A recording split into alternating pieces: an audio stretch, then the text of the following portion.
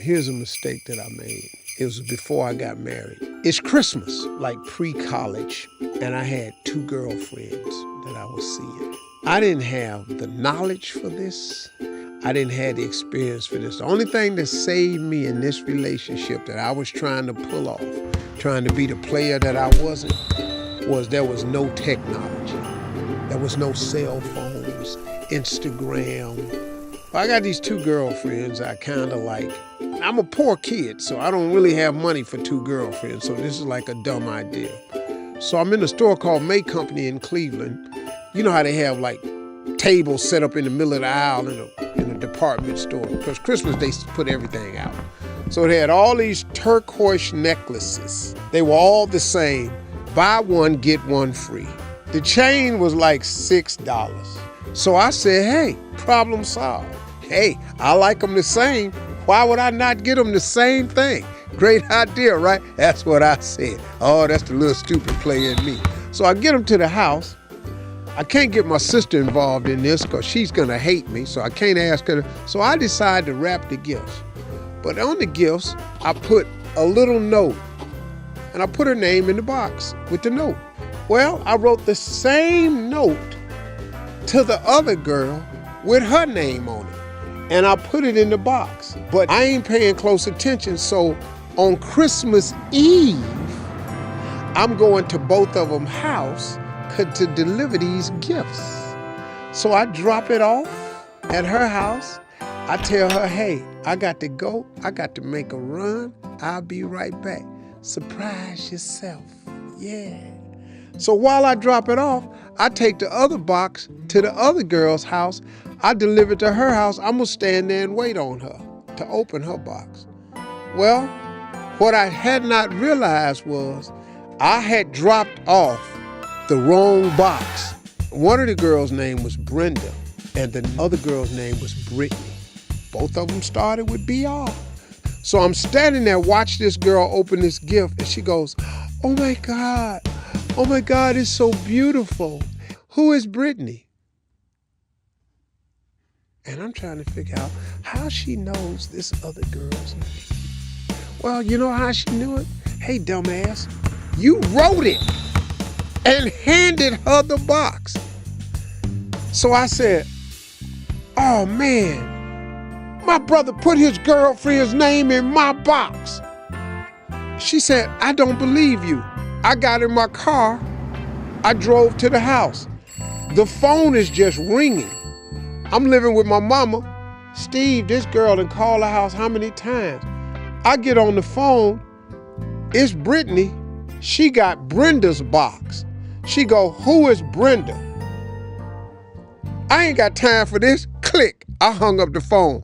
I go get my big brother who had answers for everything. I said, man, I messed up. This is what I did. I put the wrong name in these boxes. He said, that ain't nothing, man. This is what you do. Listen. The best defense is a good offense. You got to get on offense, player. I said, what? Tell me what to do. Call both of them and tell them you ain't got time for this nonsense. I called both of them up that night. I said, hey, listen, y'all have ruined my Christmas. I try to do something nice and hear y'all tripping like this. Don't call me no more. Click. Don't call me no more. Click. I got 2 girls like that. I said, bro, I did it. He said, now this gonna buy you 24 hours. They gonna come for you. Have a nice Christmas. I said, but bro, what I'm gonna do when they come for me? He said, hell, I don't know, because I don't know how they coming. They gonna try to kill you though.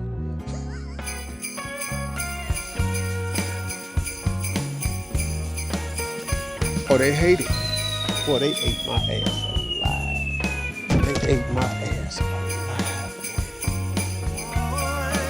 I used to laugh at everything at church. I thought that was funny to me, man. Because my mother heard me cuss at church outside. I mean, I didn't see what the problem was. I've been cussing since I was 4, so. It's cussing because it was, I just didn't like the senior citizens choir. I just didn't. Why are we here? First Sunday of every month is their turn. I hated it. These old ass people, these old ass songs, it's they Sunday, half the forgot their robes.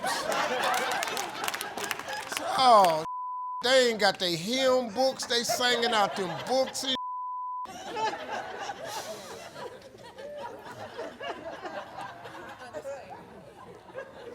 I couldn't stand. They'd be up there singing and mix the songs up. At the cross, where I first saw the light, and the blood of the Lamb.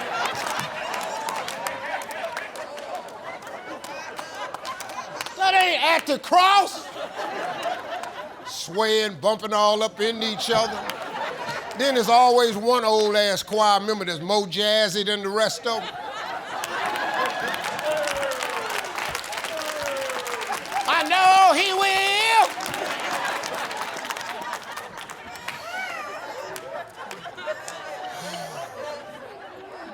Man, where the is the teenage choir? What did you say? I said, what's up with the teenage choir? That ain't what you should be out of me.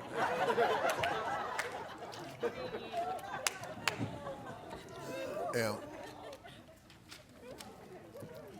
There's a lot going on at my church too, man, because, you know, when you cuss, it's hard to find something to do at the church.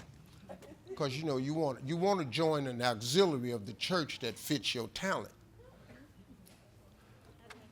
There's no place for cussing. And, you know, I didn't want to be on the usher board because I don't give a where you sit.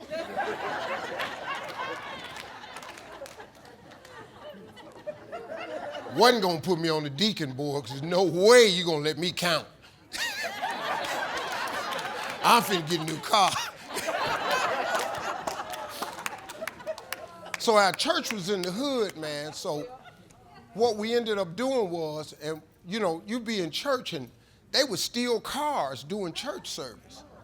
And we had old ass Deacon Thornton out there watching the cars. And he out there watching the cars with his old ass, and they still stealing cars. So I found a way to use my talents and serve the church. So I created the parking lot ministry. So I was out there watching the cars, and if I catch you doing something wrong, hey, the I see you. Get the on.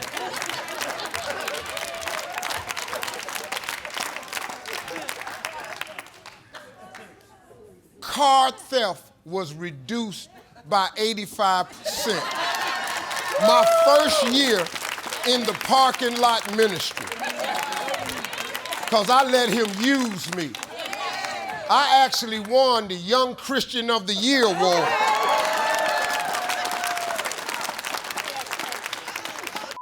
I see you.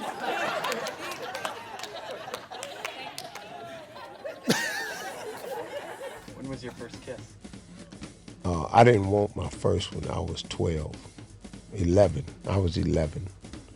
Big Gwen pushed me off my bike and said, bring your punk ass over here, and kissed me dead in the mouth. I didn't want to kiss. I was scared of Gwen. But she was a big girl, so she handled me rather easily. I was all of 90 pounds. Gwen was probably about 150. Tossed me around pretty good. Then she took my bike and rolled it up the street, flattened both tires. Yeah. That was my first kiss. She took my bike, flattened both tires. I was raised cool, man, because my father didn't go to church ever. My father was a hoodlum. He was a hard-working man, but my father was a hoodlum. He wasn't a gangster. My father was a hoodlum. He had some illegal activities with Don King in Cleveland. Yeah. My father knew this dude. My father ran numbers with Don King in Cleveland. Because in the wintertime, he worked construction, so he wasn't working. So he was a number runner in Cleveland. So my first job when I was 10 years old was a paper route. And my job was not to just deliver the papers, but I had to go to everybody's house off my bike and remember where they put their numbers. Some people put their numbers up under the fender of their car. Some people would tape it under their stairway, under their steps. Rats and stuff under there, get up there and get their paper. Some people would put it behind their mailbox. Some people would hand it to you every morning. And my father was a hoodlum. My mother was saved. She was a Christian. My mother took us to church. That combination of his doing whatever he had to do to survive for his family, measured with my mother's teaching us about God and prayer and faith and scriptures, has been the total cornerstone of who I am. My faith, see, faith is the belief in things that you cannot see. Without that, how you make it?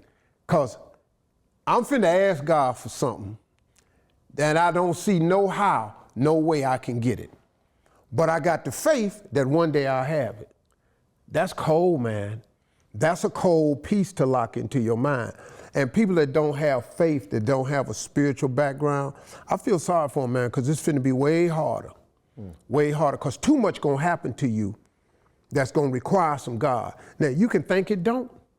Well, I don't really believe in God. Okay, you ain't gotta believe, he's still there. You know, I hear people all the time, I don't believe in heaven. Yeah, that's cool, well, it's still gonna be one.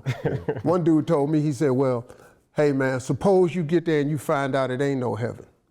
Well, then I lived the best life I could, ain't no heaven. You got a bigger problem if you think it ain't one day and it is. Because now you done what you wanted to do and now you ain't going. Faith is when I was 10 years old and I wrote on the assignment piece of paper what you want to be when you grow up, and I was 10 and I wrote I want to be on TV. Now, through all of my hardships, I did not get on TV till I was 36. It took 26 years for that little piece of paper to ring true. That took a lot of faith. But in there, in between there, the homelessness, the losing everything I ever earned, I ever had twice. I've lost everything twice. I lost it all when I was homeless. I lost it all again in 2005. I was zeroed out. In 2005, I had $1,700 left. Kings of Comedy, all that. 2005? Divorce. Oh. Yeah. Her lawyer was outstanding. I was in court clapping for him. Yeah. He was so cold. I was in the courtroom going. Next thing I knew, I ain't had nothing. This dude was gangster, man. You know, and then I had some people that stole some stuff from me, an accountant, and all types of stuff happened. I lost everything.